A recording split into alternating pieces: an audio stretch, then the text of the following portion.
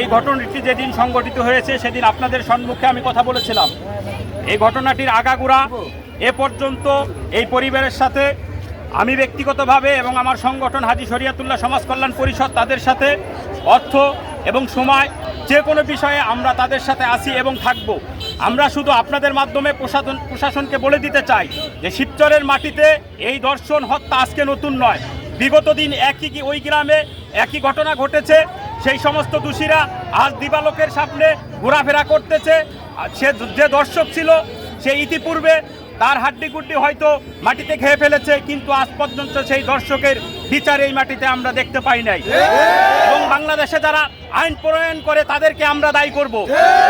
আল্লাহ রাব্বুল আলামিনের আইন দ্বারাই রাষ্ট্র পরিচালিত হতো, তাহলে একটি দর্শক আর বাংলাদেশে দর্শকের সাহস পেত না। ঠিক এই মিঠুনের ব্যাপারে ইতিমধ্যেই জেনেছি তিনি একজন ইসকনের সদস্য।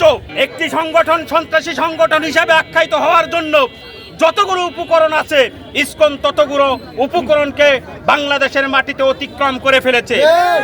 আজকে প্রশাসনের কাছে একটি জবাব, আজকে শিবচরবাসী কোথায় নিরাপদ আমার জানা নাই।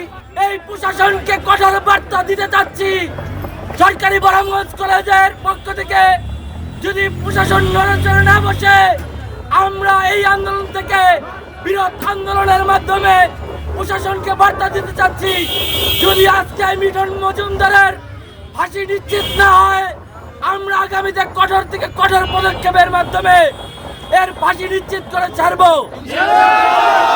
এতে আমাদের শিবচরবাসীর সর্বোচ্চ সমাজের সবাই একসাথে নেমে আসবো।